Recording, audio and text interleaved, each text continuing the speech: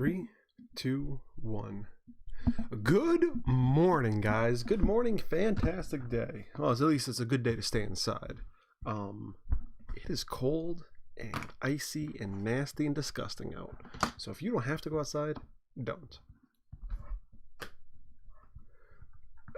Let's get all this set up, everything together, and we will start the show. So we are streaming right now, and let's pop out the chat for anyone who wants to talk today. Click. Eileen, you're in here early. Good morning. How are we doing today? It's been a hot minute since I've seen you on here.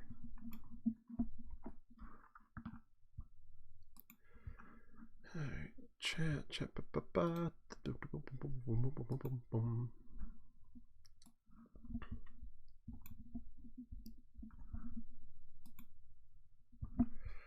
All right, and chat is up and running. Beautiful. So since we have someone over in the chat, let's hop over there first thing.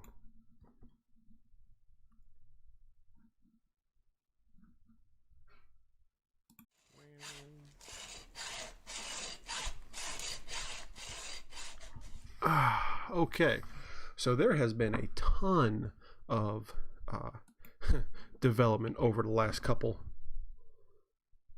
weeks. Eileen, it's been crazy on Sundays as well as every other day. You know, I totally get that.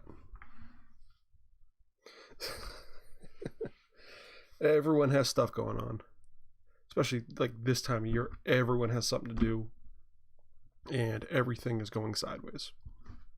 I get it. I ain't mad. So I don't know if you or anyone else caught last week's program, but I have some leather that I need to do something with. There's some leather that was given to me, and I need to process it somehow. And I don't remember exactly, but I do believe that what I came up with, not this stuff. There's two of the furs. I have some red stretchy, here it is. Some red stretchy leather, which will be the gussets. So I'm going to make some gloves. I'm going to start doing that on the live stream. So this is going to be the finger gussets. Because it has, I really think this deer skin is so nice and buttery soft. Also has a nice stretch to it. This will be, I mean, honestly, this would be nice if I could just, so soft, do the whole glove out of it, but I don't want to do that. I want to practice. So I'll do the palm and under fingers out of my cobra leather. The uppers out of the Sierra leather, the double tan Sierra leather, and the little gussets out of the fingers. That's what we're going to be doing today after I kind of get into my own headspace and start getting together here. So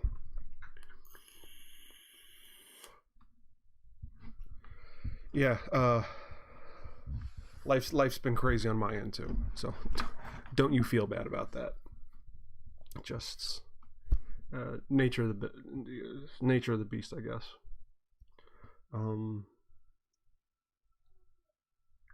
How am I going to do that? Because I don't have my external camera set up yet. I don't even know where the armature is.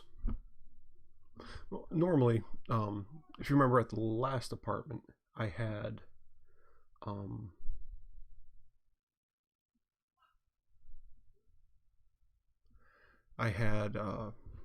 armature set up over there that I could pull over and shoot straight down with. Didn't think this through.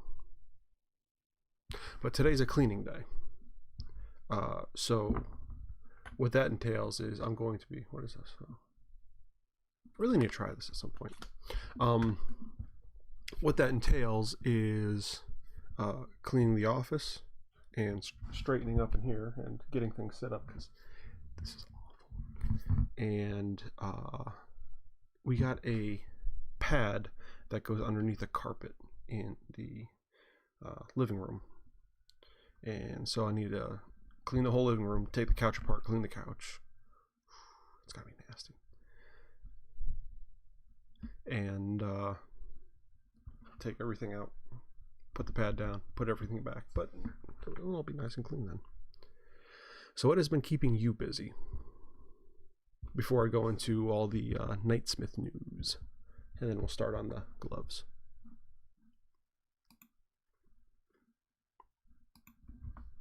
By the way, I definitely need to get my hands on some more, creep sole. It would just be really nice to get a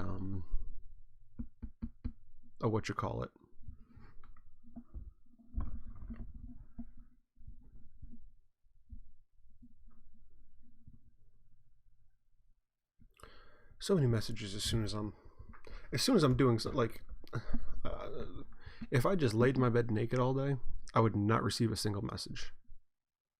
As soon as I get busy doing anything, and it doesn't matter what I'm doing, but as soon as I'm busy, everyone needs me. Insanity.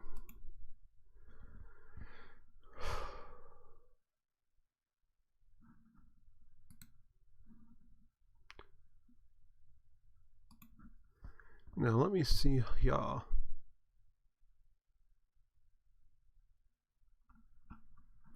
guess Amazon would be the best place to go. I really need to find new creep sole. Because it would just be nice to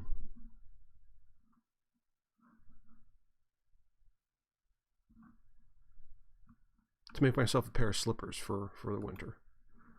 You know, I got that nice rabbit fur, and you know, do something nice for myself.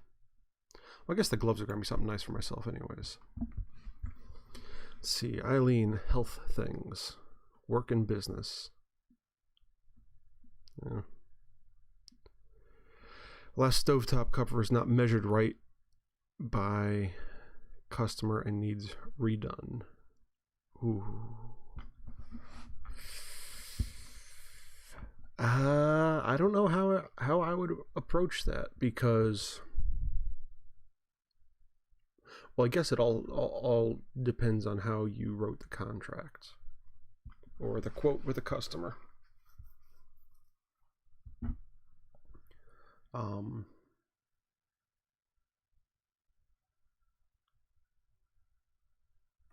Because if I were in those shoes, I would of course you have to charge them for more materials and more time, but you know, any finish or anything you bought for it, and any time you went into designing the font and stuff, doesn't need to be redone. Oh boy.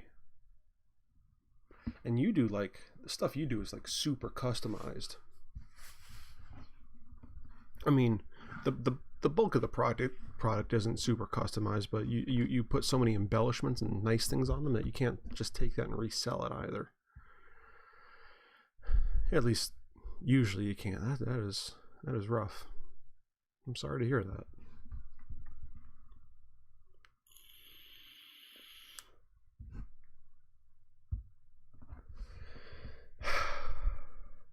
That is really rough. So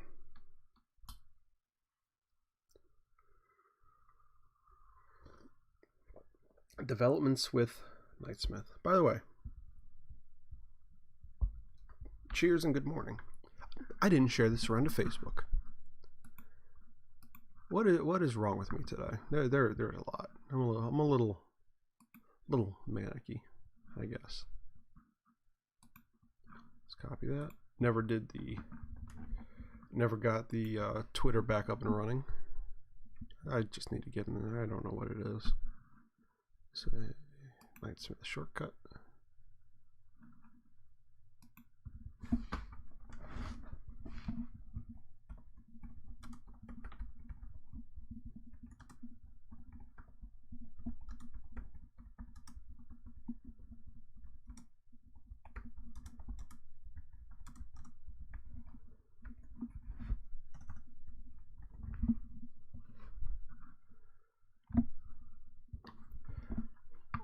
Well, at least all the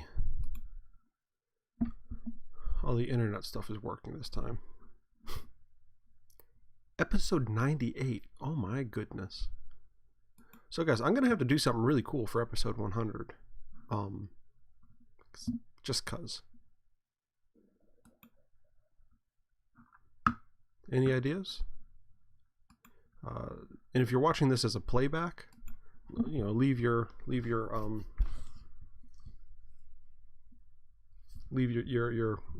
thoughts in the comment section down below if you're not watching this live. There was a misinterpretation what they thought the measurements meant and not what it truly was. Yeah, it's customized to the family's name. Customized to the family's name for the gift receivers. So that makes sense. One thing that might help you is if you had now this is more work up front for you, but I think it might save you in the long run. If you made like a form and had sketches on that form, and that's something I could even do for you, is get the sketch. If you're going to have them do the measurements, send it to them with the sketch showing what they have to measure. I do this a lot with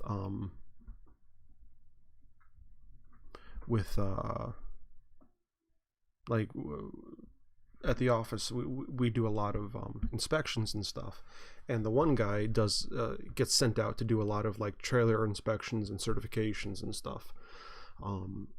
So I made up a form, a single trailer and a double wide, with all the measurements on there, like all the dimensions and stuff, but where the actual number would be, it would just be left blank. A little place, you know, for where the north arrow is, and then he could draw right on there where he took his pictures from, right on the map, sketch on right there where any, you know, doors are, and all that stuff. And that might be something, I mean, that's more complex than what you're doing, but the idea is the same. It's kind of a standardized form that, okay, here's how big your thing is, here's how big this needs to be, fill in these and all this information, and it'll always be correct. Just a thought. Let's see, a longer live if possible, with a craft being done and given away. Oh yeah, definitely longer. It might have to be a 2 or 3 hour long live stream. I'm probably gonna have to start advertising the giveaway now. And I mean, it would behoove me to double my cleaning efforts in here then. So I think that's definitely gonna have to be a thing that I do very soon. Well, I mean, I have 2 weeks to get it done from today, basically. But what to give away? What to build and give away? You know, I could do a purse, a satchel, a bag. I could do, I don't know. But also,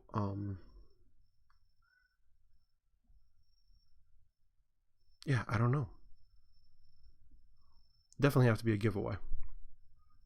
Definitely have to be a giveaway. You know, do like a winter hood or something, or I don't know. Just interesting things to contemplate.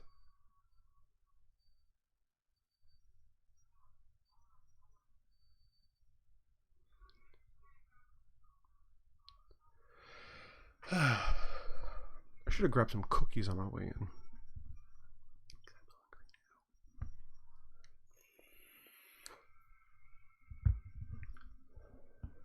So,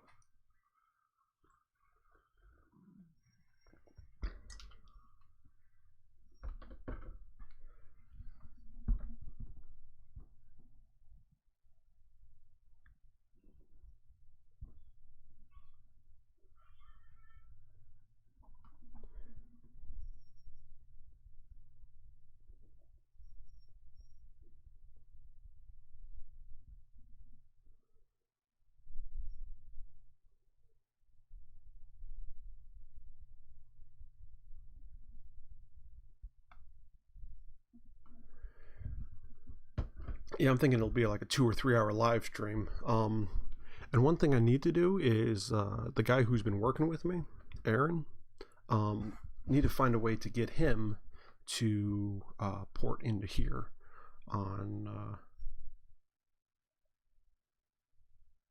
his thing. So I'm not sure how that would happen, and maybe over the next couple weeks. That's one thing that'll have to get done. Now, I mean, I hope this doesn't screw up my live stream, but I think so. Streaming settings. Let's see.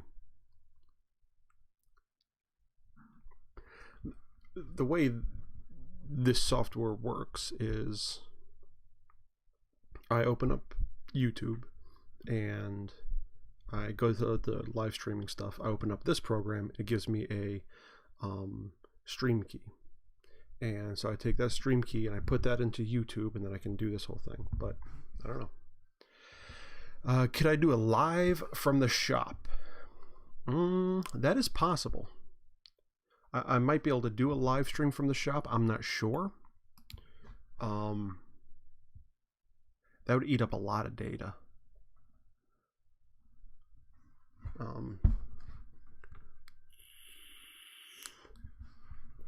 Though, no, I've uploaded some videos from the shop, so, but they're usually only like, 3 minutes.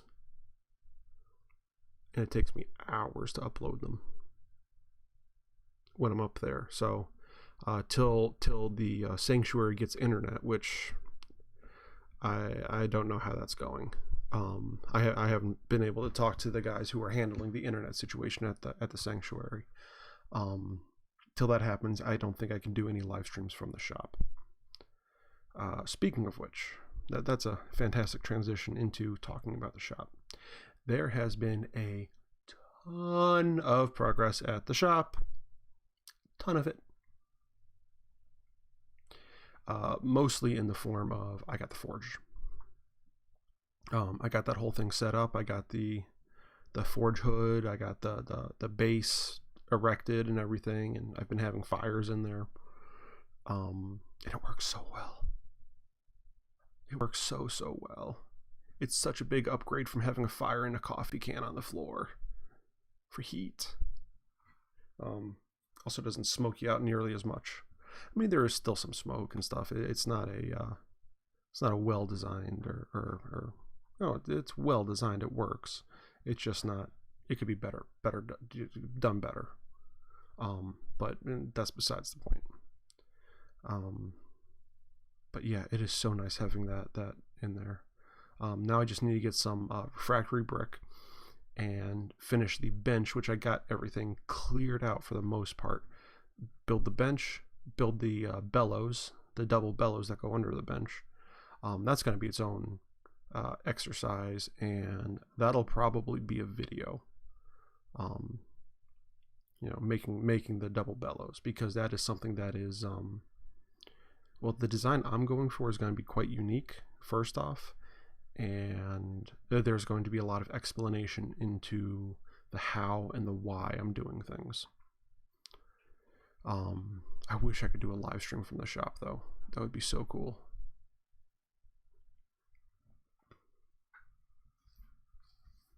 In the future, that'll have to happen. Maybe episode 200 or 150.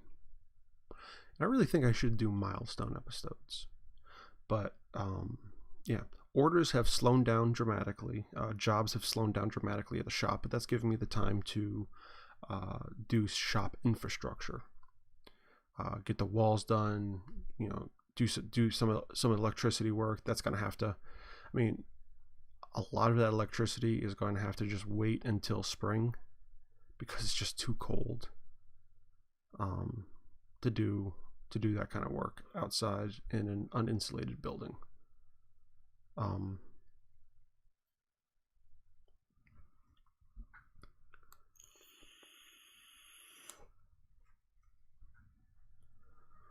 But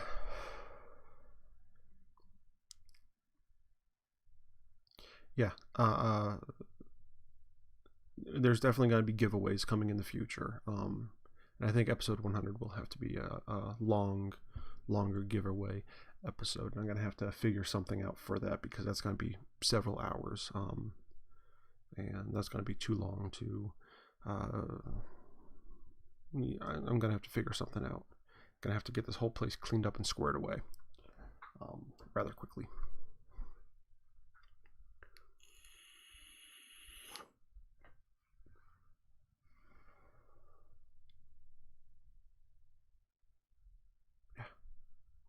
But guys, it's really becoming a thing, which is kind of cool. But yeah, Aaron's really been working hard, getting the helping me get the shop together. And once springtime hits, good lord, place ain't gonna know what hit it. You know, there's gonna be projects flying out of there. Not really. Gonna be a lot of small projects flying out of there. Big projects kind of trickle. That's okay. I'm thinking by springtime, especially with the help of my fantastic patrons over at patreon.com/Knightsmith,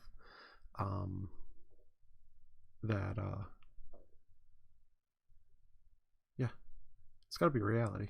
It's coming, guys. Springtime, I think.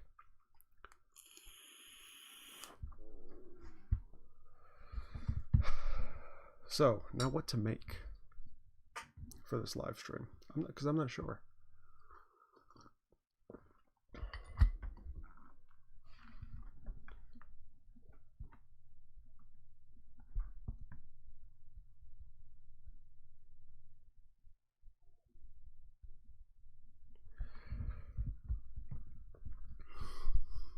Because typically all my giveaways so far have been woodworking projects. But I think for episode 100, I think I should make a little box in the shop. Bring that here.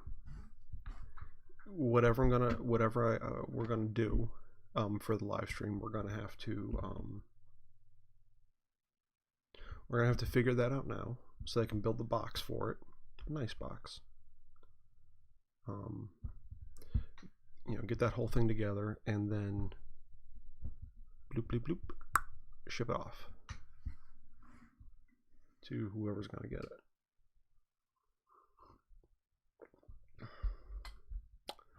By the way, Eileen, can you, with your Cricut, can you do stickers, like multicolor stickers? Let's say,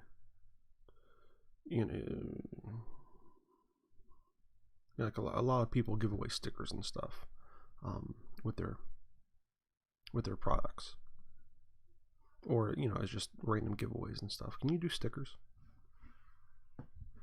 Because it's also getting to that time of year where I think I did it in March last year. I need to look, but I just made something and sent it to all of my active patrons, and I think I should start sending stuff with a little extra doobly-doo.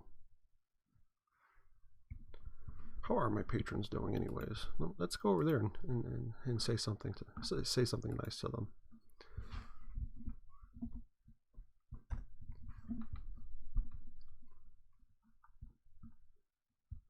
I have 5 active patrons. Awesome people.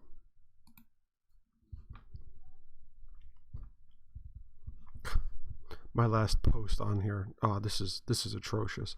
My last post on Patreon was July 8th, 2020. Oh.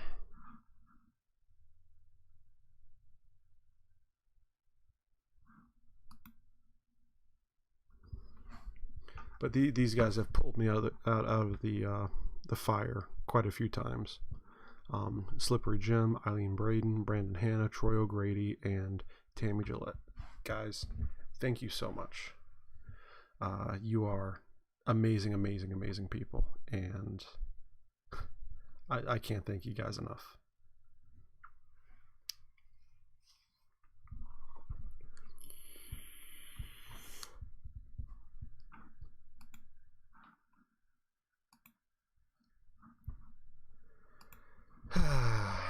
I haven't tried them yet.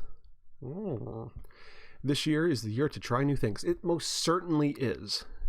February is my month to start production on items to try new things or techniques. Good. Well, that gives you a couple weeks to research and then try something out. I really think it could be something, because I know the stickers and stuff isn't going to be like per order based. So if that's something you can do,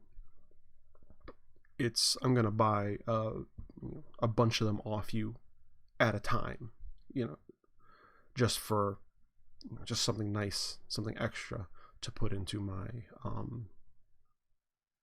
like mailers and stuff, send out to patrons, send out to whoever, whatever, wherever, I think it's just nice, and I really need to update it, but the thing in my shop, the top of my tool chest in the shop, I have a big black tool chest. I've had it for like 10 years. Has a bunch of stickers on the top, and it's one of those things that whenever I get something that I think is special or I think is cool and unique, I like to put it in there. Since I just moved that last night, because I think that needs to live on the other side of the forge. So I moved it over there, and then I looked it up and I blew it off and dusted it, and I was just like, wow. All these little companies and products and stuff I loved over the years, just wow. So that's I don't know how many other people have that, but that's something I really enjoy. I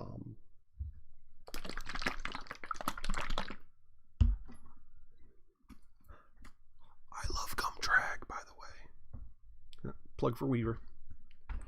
By the way, they did finally get back in touch with me, and I don't know if I did this update, and this will be the last of my rambling. No, it won't. For this video, it'll continue.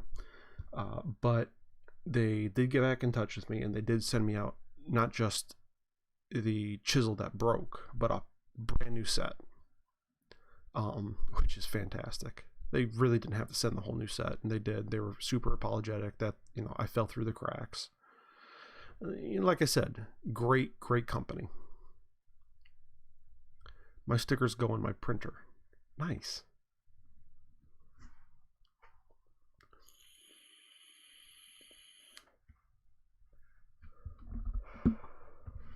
Oh, and if anyone's watching, just because I'm seeing this now,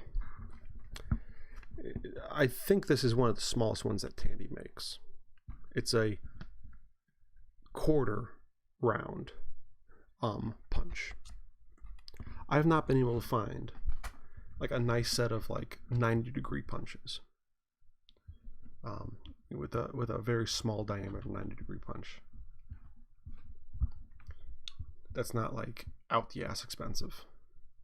So maybe one thing I need to do, and I probably should anyways, is start making clickers. And a clicker is basically just they call it steel rule or ruler stock. I don't know why. Probably because they started making rulers out of it. Initially it was made for rulers, and then it was like, hey, this is really good for cutting die cutting. But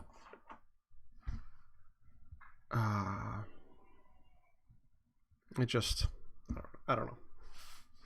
If I make some clickers, and if I get some clicker stock, maybe I can make a few clickers and a few quarter round dies for myself.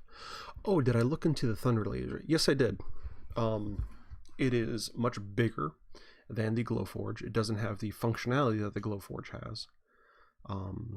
It is much more powerful.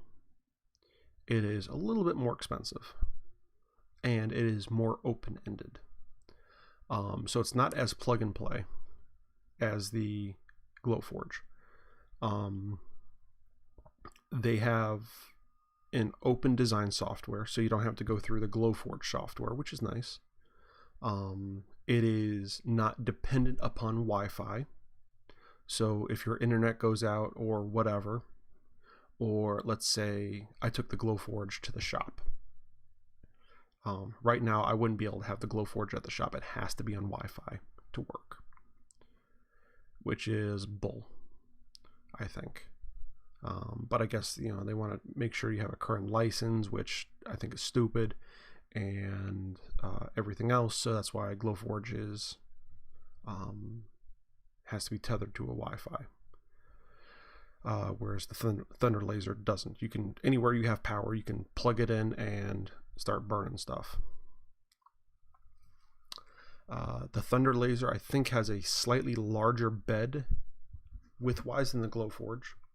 The Thunder Laser has infinite printing, so same thing as the Pro on the Glowforge. So you can just take a long sheet of stock. You're not limited by the depth of the Glowforge or the depth of the bed. And the Glowforge Pro, the $6,000 one, it has the same thing. Or you can just take something and keep feeding it through after it's done cutting, which is cool. It's a good feature, especially if you can get a roll of something and just start pulling it through or pushing it through, feeding it through. So it's more powerful. The Glowforge can cut through about 1/8 of an inch thick wood. The Thunder Laser, I think, can cut through 1/2 inch wood, they were saying. So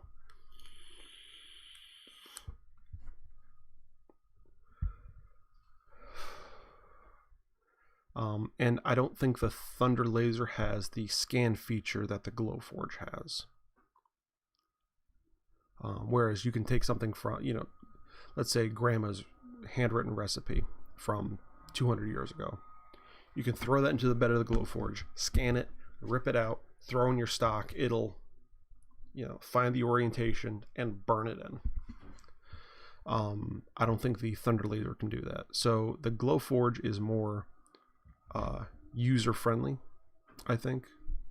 They're both prosumer products. The Glowforge is more user-friendly, so it's more on the consumer side of the prosumer, whereas the Thunder is more on the professional side. So they each have their pros and cons. I think it boils down to what you intend on using it for. I'm anticipating having a CNC for the shop for doing a lot of the woodwork. So I don't need to have my laser cutter be able to cut through 1/2 inch wood. So I think I'm going to stay Glowforge side of that process.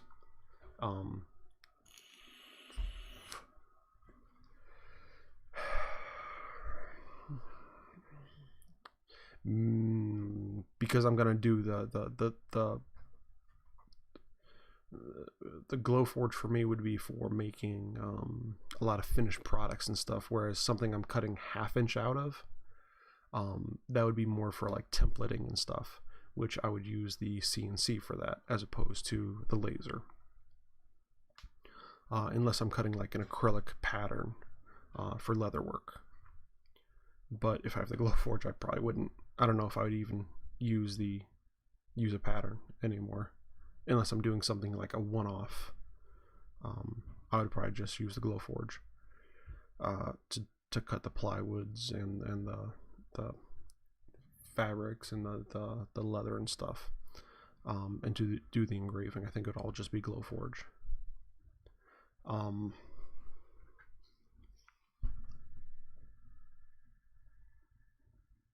Or CNC or laser. So a lot of crusties and stuff in my eyes today. I don't know why. I went to bed early last night. Usually I go to bed like somewhere between 2 and 4 o'clock in the morning. I went to bed at like 11 last night, and I have my head is killing me. So, yeah. Recap. I have a forge. The shop is slow, but a lot of infrastructure building is happening. So, you know, that by springtime, I think I'll be able to do, you know, top off the electricity, do a good, you know, blowout of the shop, and start being able to turn out stuff, like a lot of stuff fast. So I think for the next 2 months, it's just going to be shop infrastructure and basically training Aaron and teaching him how to, you know, run a forge and do blacksmithing projects and stuff. And I have a few people who are interested in actually coming down from New York once I have the forge finished to do some blacksmithing projects with. Cool stuff. I think the Glow Forge and the Thunder Laser are, I mean, they're cousins in the same family, but I think the Glow Forge would be better for Knightsmith, and probably better for you as well. I mean, and for Porous Rich Designs, just because of the grade it is and what you're going to be doing with it. Because they do have their own internal software and stuff to do. So, yeah. One last thought, then I'll talk about gloves. Why eyelashes are meant to protect your eyes from shit getting in your eyes, but whenever there's anything in your eye, it's almost exclusively an eyelash. It's betrayal is what it is. All right, so gloves. So I already said palm and fingers are going to be the Cobra leather.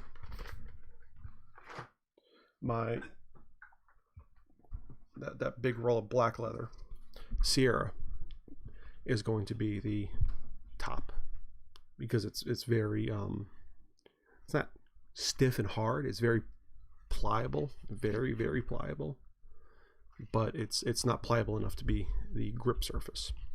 And Gussets are going to be these little guys. So what I'm thinking, because I don't like gloves that terminate at my wrist. I like my gloves to go down a little bit. So what I'm thinking, guys, is I'll do the palm with the Cobra. I'll do all the Gussets with that red leather, that red stretchy leather, and oh my god, it's so sexy. And then I'll do and for the top of the fingers, it's still going to be the Cobra leather, but it's going to have basically plates of this on top. So it's going to be slightly armored. Going to be a completely different look than any glove ever made. Basically, it's going to be more of a gauntlet than a glove, but it's still going to be a glove. But I'm thinking about having the Sierra wrap down and wrap around the inside here, but for this section right here, and then maybe a flash coming down, having that red leather, because it has that stretch quality to it, so it should be able to stretch out a little bit to get my hand to go through, and then kind of cinch back in to keep things nice and tidy around my wrist. 'Cause I really like a glove that goes over my clothes just a little bit, you know, because if I'm wearing gloves, it's for either warmth, it's for protection of some reason. It's warmth or protection or something. So having my skin being able to be exposed right there, to me, is a bad idea for gloves, unless you're just using driving gloves, which have never really made a lot of sense to me. But be that as it may. So where do we start with gloves?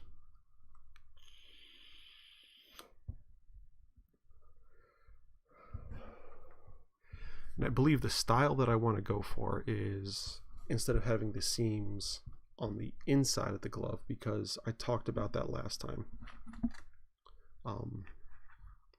So you have the flesh on the outside, and then, well, the skin side on the outside, then you have the flesh on the inside. And usually the flesh side is where the seams are. That takes up a lot of space. That also makes it a lot more difficult to sew.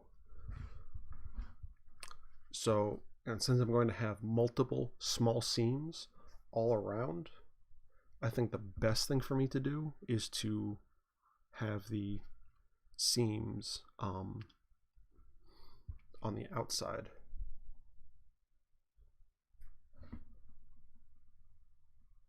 Except for where the palm is going to be going, where the thumb gusset's going to be. And that's going to be a flat seam here.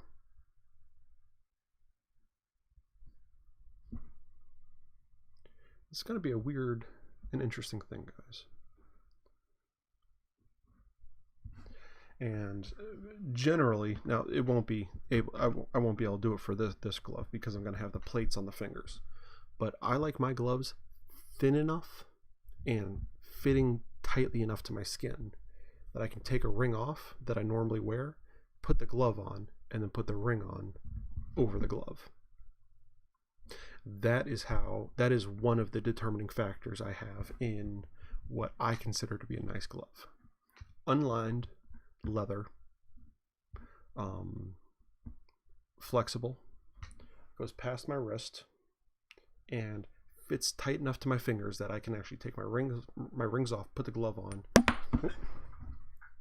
and put my ring back on over the glove. I know that might... Hal just rudely smashed into my door.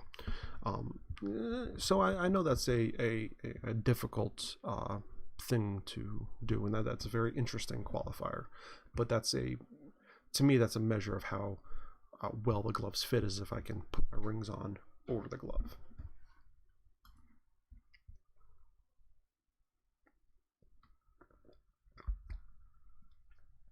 And depending on the ring, it's actually better to show it off. Like, this is my wedding band is actually really cool looking. I don't know if I ever showed you guys, but it's a black tungsten carbide, and it has a slot in there. It's koa acacia. Very nice. Very interesting, very pretty. Cool thing is, every single one of these is slightly different because it's a living product. They're all super similar, but I mean, you have a natural element in it, so very cool. And I've worn several rings over the years. I used to wear rings all the time in high school, where, you know, like my class ring, it's a big ring, and I like showing it off. It has some nice heraldry on it, where, you know, pretty, and it has a nice big blue stone on it for my birth month. So I like showing it off. I used to wear a pinky ring that I loved showing off. I used to wear a ring on my thumb and a ring on my forefinger. So no, that's why I even mentioned putting the rings on over the gloves. And you can very, very, very rarely find that in a commercial glove. That's not like a garden center glove. So the first thing to do is to make a pattern. Now, when you're doing gloves and stuff, there are a couple different ways to do the seams, and you need to think about this prior to actually making the glove.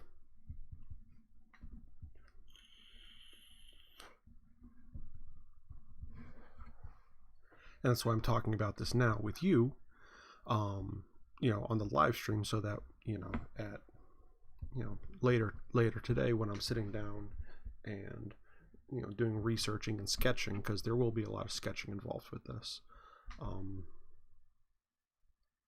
know, prior to cutting and doing all this stuff, that you need to have thought out before you ever touch a piece of leather.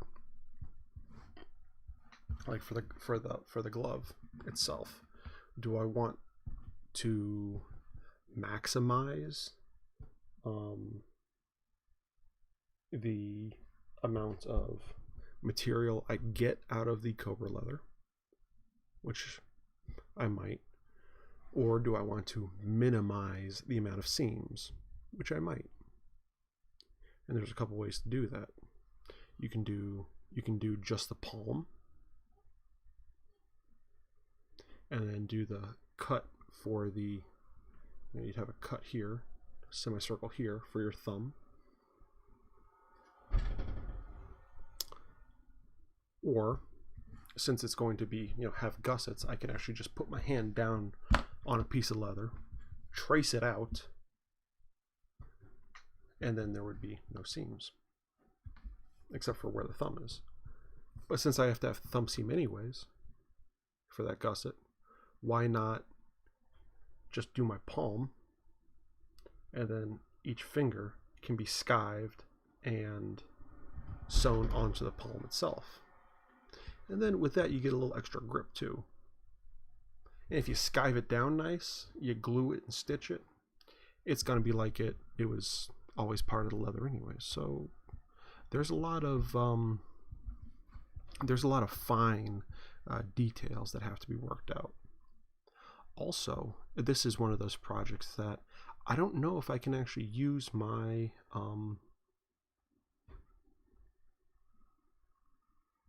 my normal sewing technique. I might have to use regular needles and punch these stitches out one by one, at least on the fingers. The thumb and this stuff back here isn't quite so intricate and fine, so that might be able to be done, just with my regular stitching chisels and everything else. Maybe I can get away with doing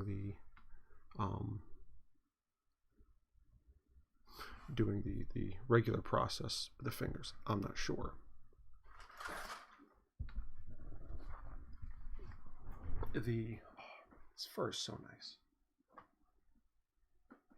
The regular stitching chisels I have are a 3mm punch. So that's another thing that I need to consider. So we can quickly, if I can find my stuff, do a small experiment.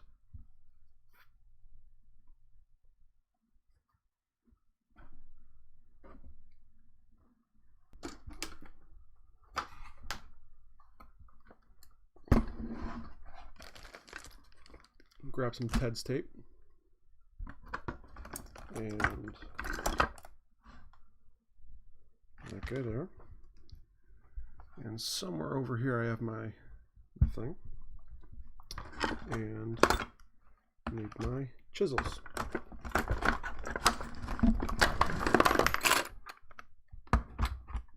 And my little scratch hole.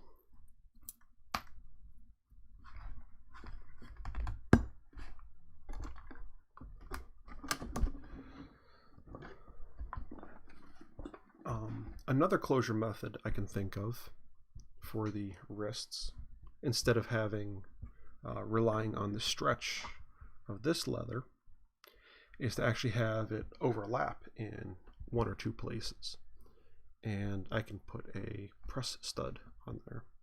So I have several, and I actually use that as the main closure on, well, a lot of things, and it's nice looking. Just another possibility.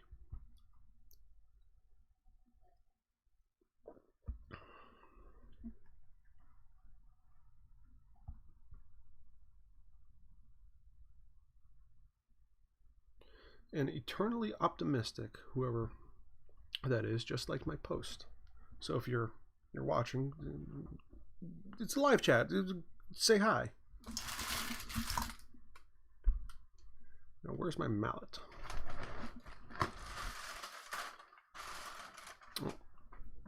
for doing this. It's not proper,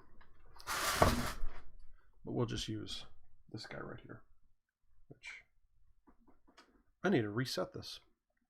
I don't know if you can hear that.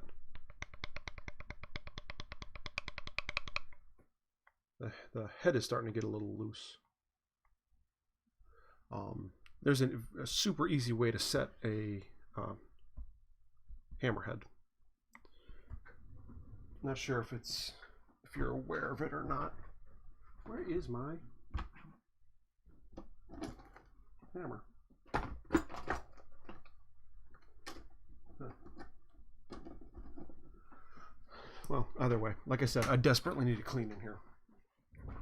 So let's do a little test, shall we? Not back there. I saw it like 10 minutes ago.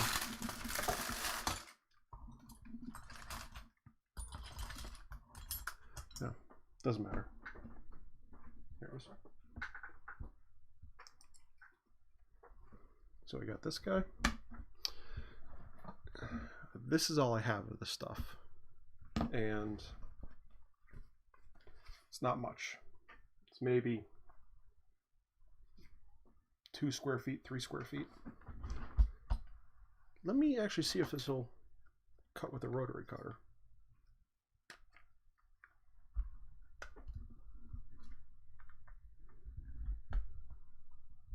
No.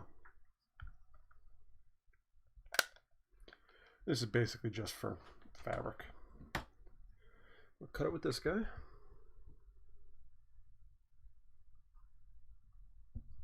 This is way sharper than a razor.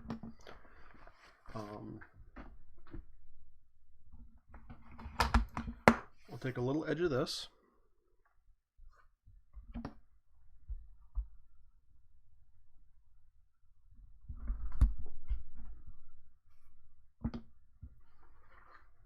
We'll take a little snip of this.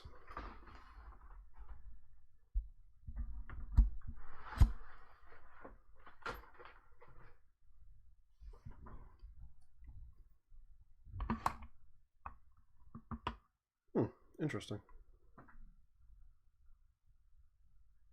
This leather is not struck through. The dye in this leather is not struck through. Which means this face is dyed. The flesh side is dyed. But there's a little bitty white line right in the center, where the dye didn't penetrate all the way through.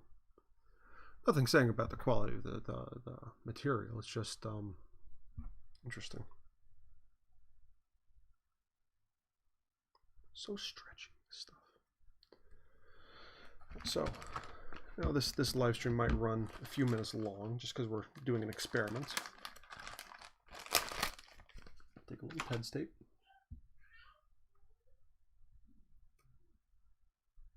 That is garbage.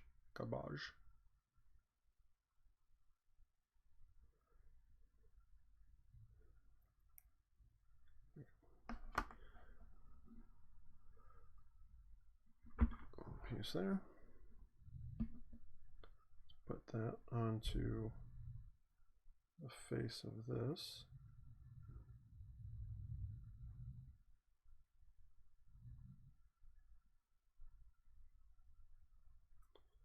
Let's hammer this down real quick.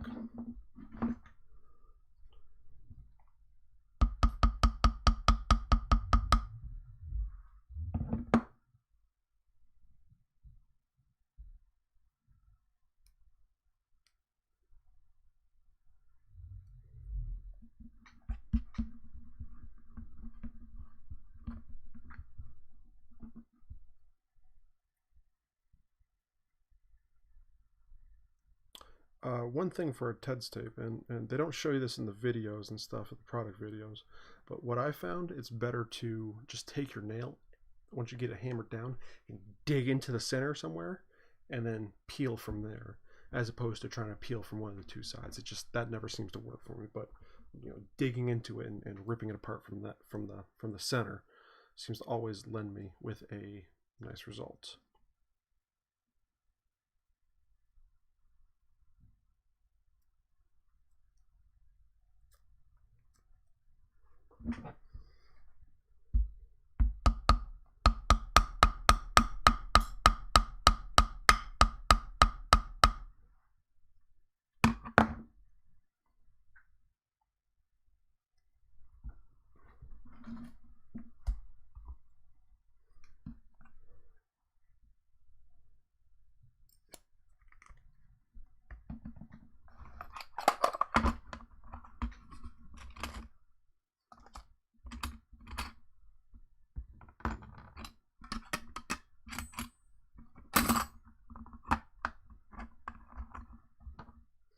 Oh, so if you're going to get a swivel knife, I highly recommend getting a ceramic blade.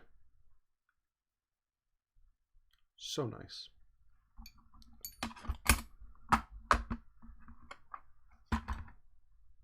So let me cut this now real quick. Now that we have a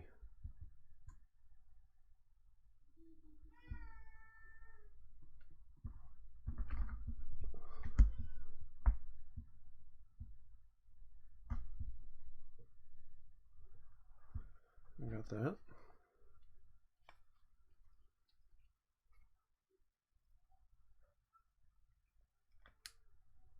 Oh, see, press that.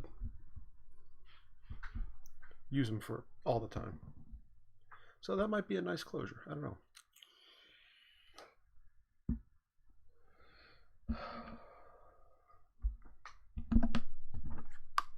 Set my width on my calipers. I like doing 1/8 of an inch generally.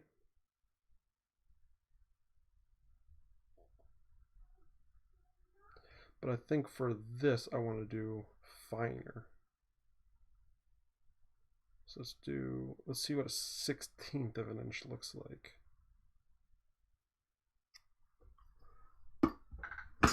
And this might be too fine, but that's why this is an experiment, right? Take it here, and we'll run, actually I think it'll be marked better this way. We'll run our line here.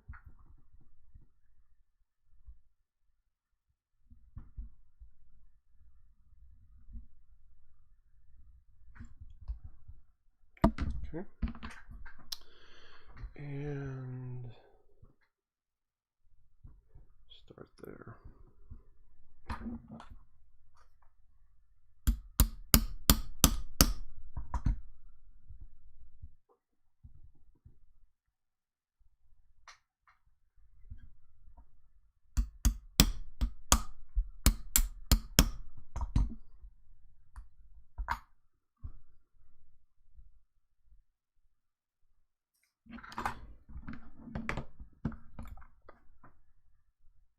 And I know a lot of this isn't just this is just very quick stuff, so I'm not using the proper technique for much of anything here. I'm just trying to run through it really quickly.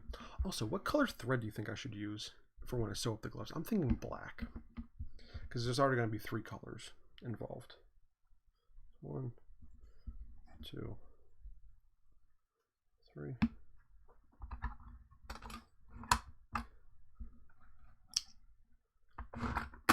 I think just black thread would look the best. And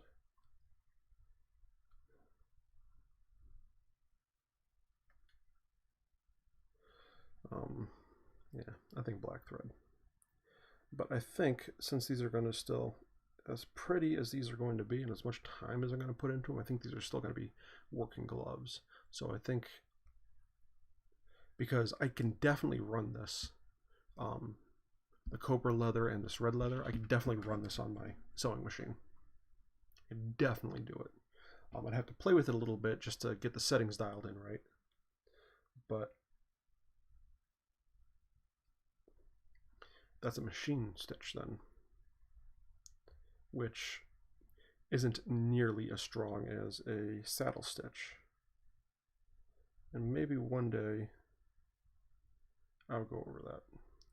But essentially, a saddle stitch is it's a double stitch for the entire for the length of the for the stitch line, and you can stop and start multiple times along one stitch line, and there's no real, the back stitching is almost imperceptible, whereas with a machine you can tell, you know, this is 3 times thicker than everything else.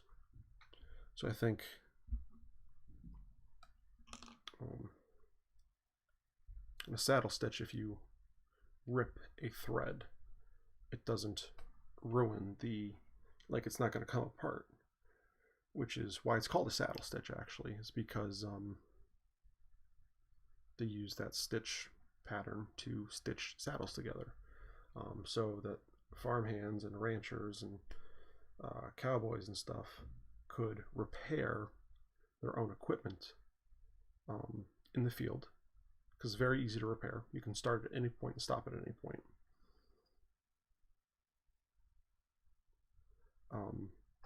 Also, during use, it will not, if something rips, it won't destroy the whole piece. Whereas machine stitch, if you cut any thread, that whole stitch line is going to start unraveling. Now, it won't be a catastrophic failure, and like stuff for clothing and stuff, it's more than sufficient, because most clothing isn't a load-bearing or working material.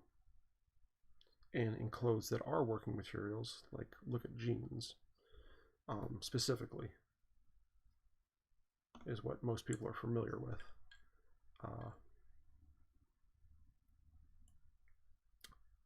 There's a lot of double stitching going on there, and it's still machine stitched, but they run parallel stitch lines, and that's for the strength of the garment.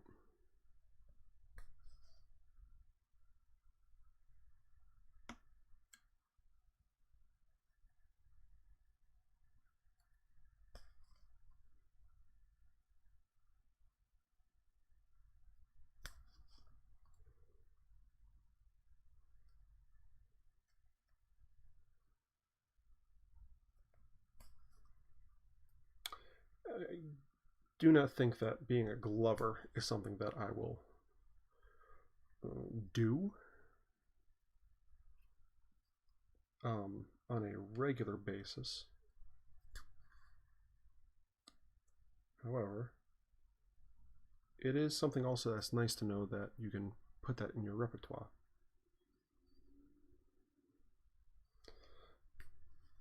So it won't be a product that Knightsmith sells on a regular basis, but I do a lot of things that no one except for me and the clients ever hear about, and that is, you know, the more stuff I can do, then the better it's going to look, or the better it looks, the better, you know, the more I can keep my clients happy, the better off everyone is. Let's just say that. And sometimes there's a lot of fine little itty bitty fiddly things that I have to do that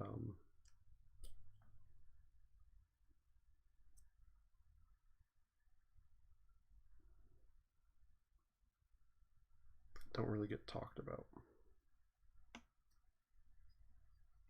But I digress. I think for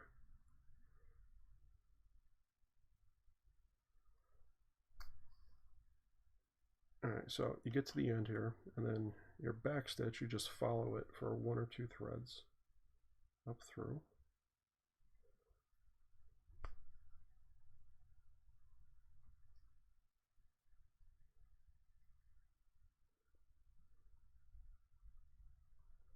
And I really like this Rizit Tiger thread, but it might be too thick for me to justify its use on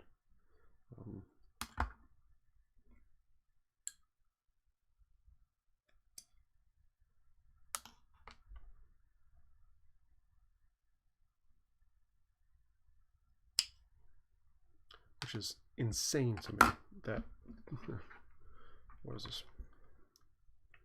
0.6 millimeter thread might be too thick. Like, really? and I need to get a better version of the thread zapper. That is for sure. Oh, high flame. That's better. Let's melt that guy down. And let's melt this side down.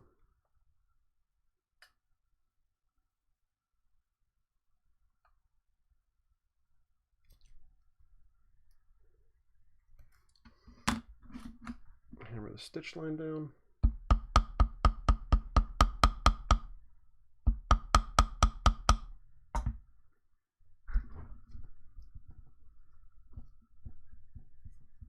And let's just trim that because that migrated just a little bit. And then we'll compare this to the glove in there, and we'll see, what it looks like. Just gonna run this.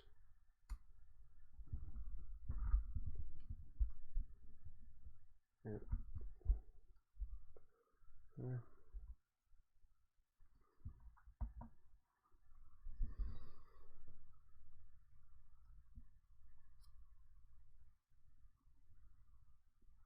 Interesting. Where I first cut it, that line of the undyed is, I think this is very inconsistently dyed. It might have been hand dyed by just somebody who did it. But stitch line wise, I mean, to my eye, that looks, really good, really fine, a really fine line.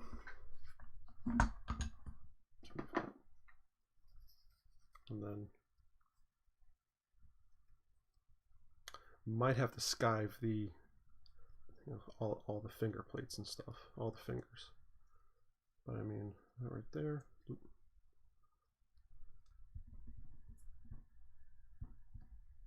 And that feels pretty good. Now the real test is if where did I put it?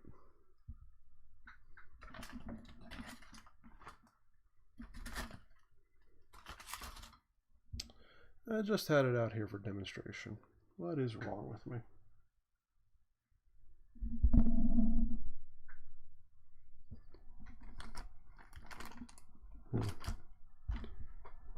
Did it disappear back there? No.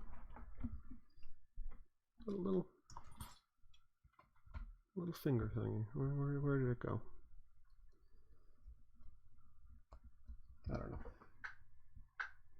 It's gone forever. Anyways.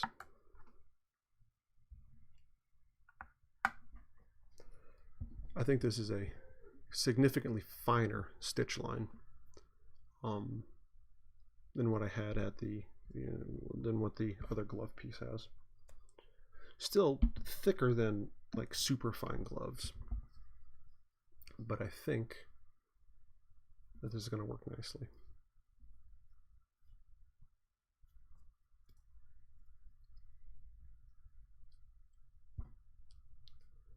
Yeah, I'm definitely going to have to oh,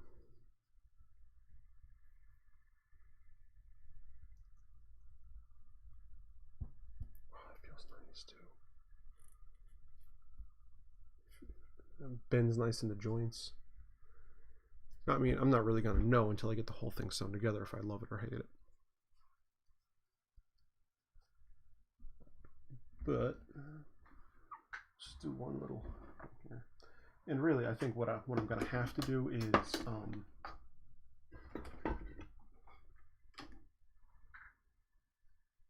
now this red stuff is way too thin to try and bevel, but I can bevel the outside of the Cobra leather because I bought this. I don't even know exactly where I got this, but it's super fine. I think I got it off Amazon. It's a super fine edge beveler. It's the number 5, which is their smallest, which can conveniently, just by itself, bevel the edge of the Cobra leather, which is a 2 to 3 ounce leather. So anything finer than that, I don't think even needs a bevel. I'm gonna sharpen this guy.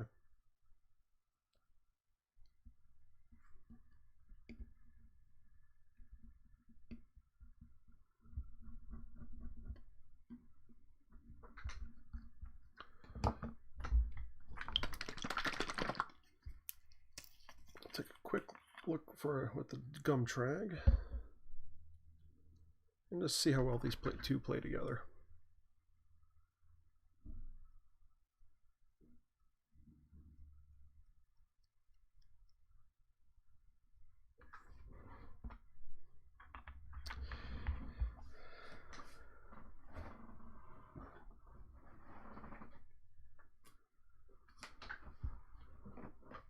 There we go with this guy.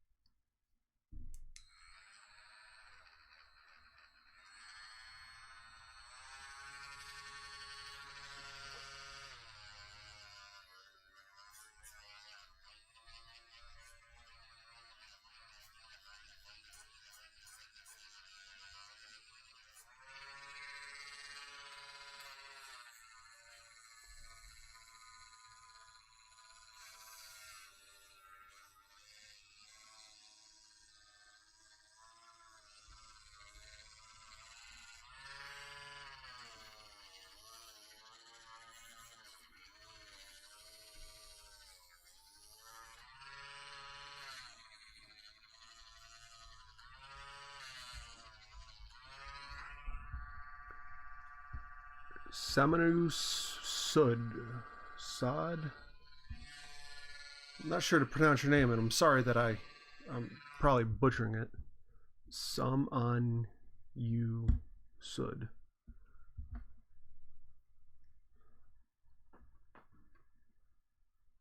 All right, so that paired together very well. Anyways, hi. I'd love to design thumbnails for your channel. Would you like to see some of my work? You know what? Go over to the Knightsmith Facebook group. There should be a link in the description. I don't even know where my stuff is. But let me just make sure before I start speaking out of my butt here. Yeah. Stream settings, I think. Check the edit maybe. Yeah, there's a link to to the Facebook group. Go over there. Either message me or just post into the Facebook group, and yeah, if I like your work and I like your prices, maybe we can work something out.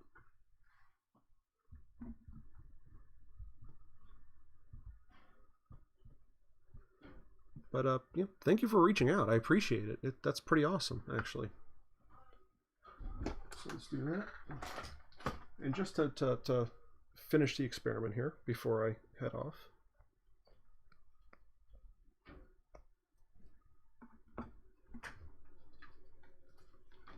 But yes, I would definitely like to see your work. And please, if I mispronounce your name, please correct me. I don't want to be an ass. I'd rather pronounce your name the correct way, how you pronounce it or how you want it pronounced. But yeah, please reach out. Please go to the Facebook group and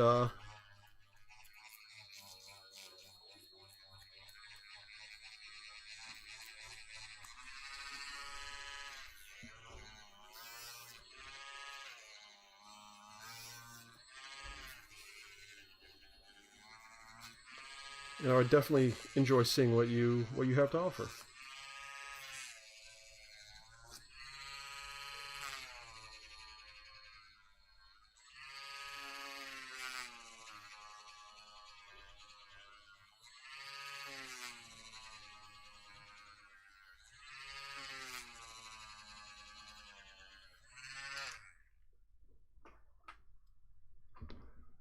Totally okay. You pronounced it correct. Awesome. That was completely just. So it's Samanu Sud. Awesome. That makes me feel pretty good at myself that I actually was able to pronounce your name correctly. Look at me not being an ass. coffee's starting to get cold, which means it's about time for me to get heading out, and I've went over my time here. But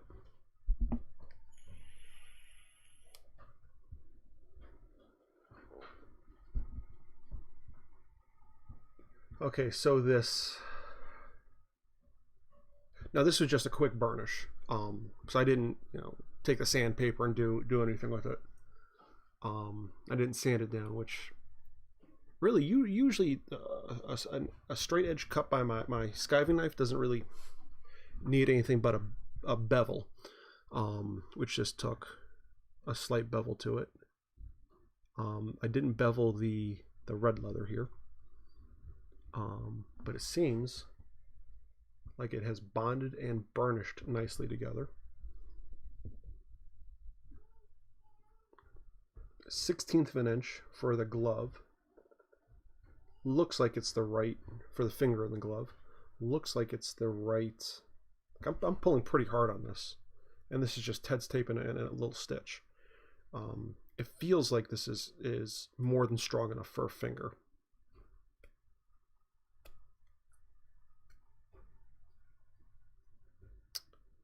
One thing this little experiment does tell me, though, that even though this is 2 to 3 ounce leather, super thin, I use it for wallets and stuff.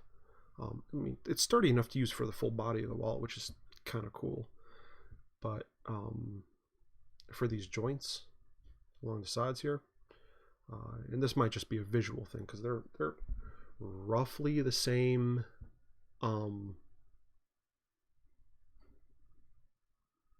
Roughly the same thickness. This might be 1 to 2 ounce, and the Cobra leather is 2 to 3.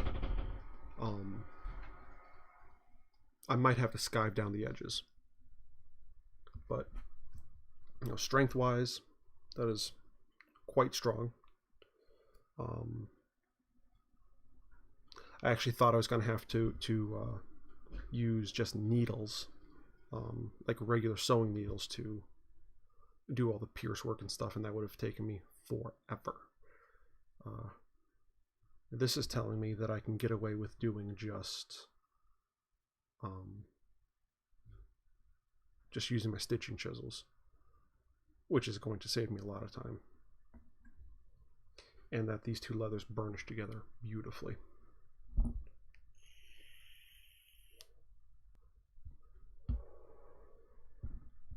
So the next step, and I'm probably going to do this off camera,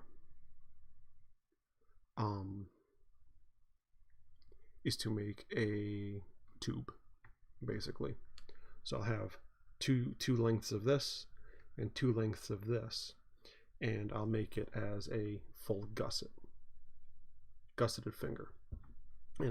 Stitch together, skive it, finish it, and then actually just put it on my fingers and feel how it feels in the joints.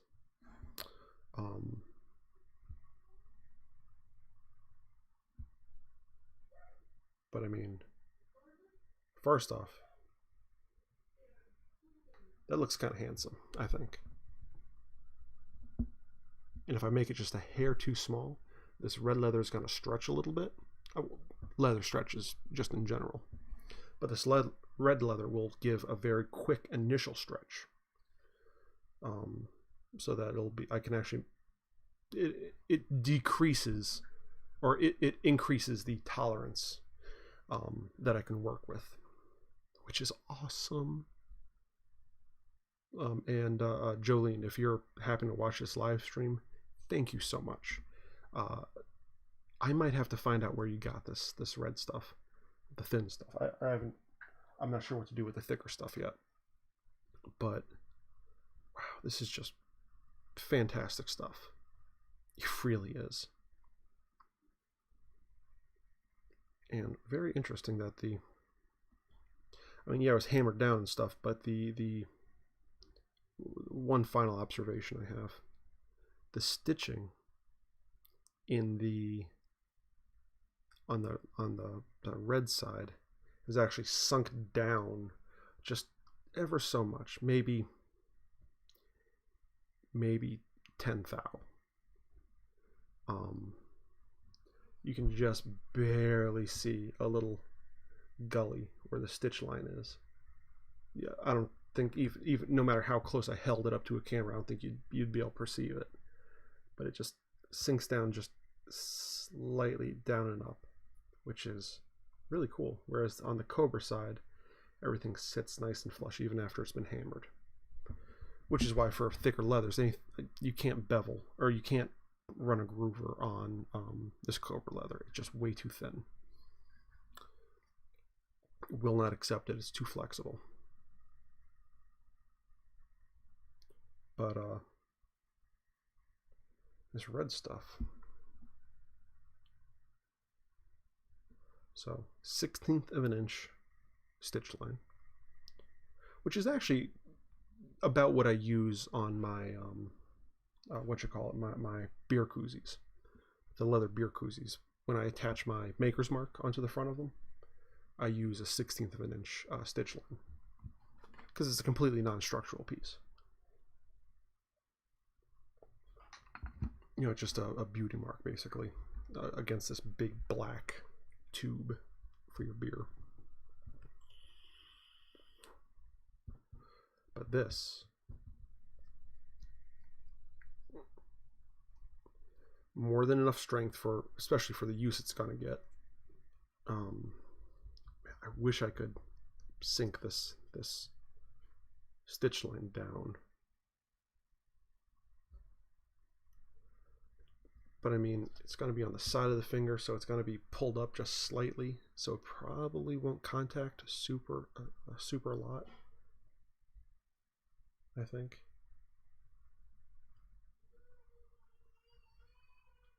But man, that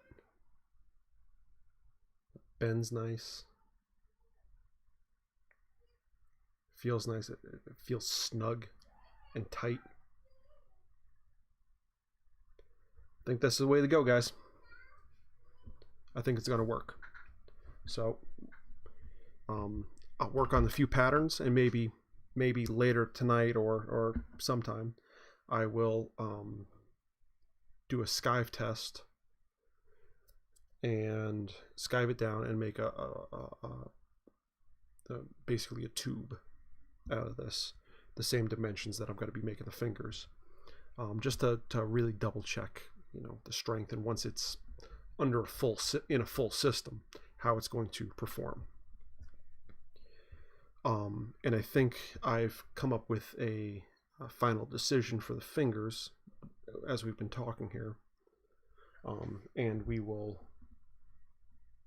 maximize the utility of the Cobra leather, and the fingers are going to be individual pieces that'll be stitched on instead of integral to the glove itself.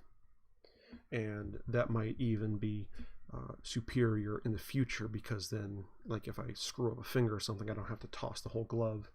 I can just make a new finger and move on from there, assuming I can get some more of that red leather.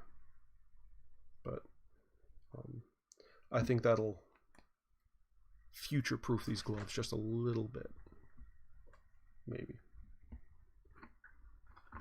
Anyways, guys, that is our show for today. Way more productive than I thought it was going to be going into this.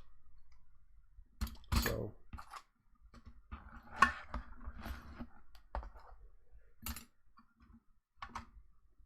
where's my Beveler? I'll find it in a minute. Thank you so much for watching, guys. I really appreciate it. And if you haven't yet, go over to the go down and hit the like button and follow along, because we're going to be doing, I know this is just a little quick and dirty experiment, but we're going to be doing more experiments. We are going to be doing you know, more things, and for the 100th episode of this live stream, which has basically been going on since Corona. I knew I've always wanted to do a live stream, but that kind of kicked me off, and there we go, and here we are. So I think for the 100th episode, I will be doing a super long, live stream, maybe a 2-hour, 3-hour, maybe even a 4-hour live stream, which is going to be kind of insane because I haven't done something like that in a long time. Yeah, there will be a giveaway at the end of that. So I think I'm going to I might build a nice box at the shop, bring that back here, and fabricate something nice to ship to whoever, wherever. And if you haven't yet, and if you haven't been part of the giveaways or seen them, there is, as always, and I leave it in every live stream at this point, there is a link to the rules of the contest, which basically just disavows YouTube and Facebook and everybody else. They're not part of this. This is just me doing it of my own volition. This is completely a legal process. I take care of everything. You pay nothing. And at the end of the live stream, all you're going to have to do is, when I say something, put a number in the live chat over there. I use a random number generator to pull up a random number. Whoever's hits it, or if there's only a few hits, whoever's closest. I'll give you just a random range, and then it's on you to get me your address, which you have to go over to Facebook. You find me over there, which you can. There's a link in the description. Give me your address, and I'll ship it out to you. Yeah. So there's going to be a giveaway. I'm not sure what I'm going to be making and giving away yet, but I have a couple weeks to figure that out. So guys, thank you so much for watching. I really appreciate it. I appreciate all my patrons over at patreon.com/Knightsmith. If you haven't yet, go over. I randomly ship them stuff. I don't really post much over there. I should. But those guys are amazing. And even $1 a month helps. Or as in the case of Slippery Jim, I think it is. Let me make sure I don't mispronounce that. Yeah, Slippery Jim, £1 a month. It really helps, especially because this is, I think, reading the writing on the wall. This is going to be my full-time occupation come spring. So I need to get a full team of people, behind me and with me to make this happen. My patrons, maybe summon you. Maybe you're going to be part of that team if I like your work and I like, we can work something out. I'm still looking for a video editor.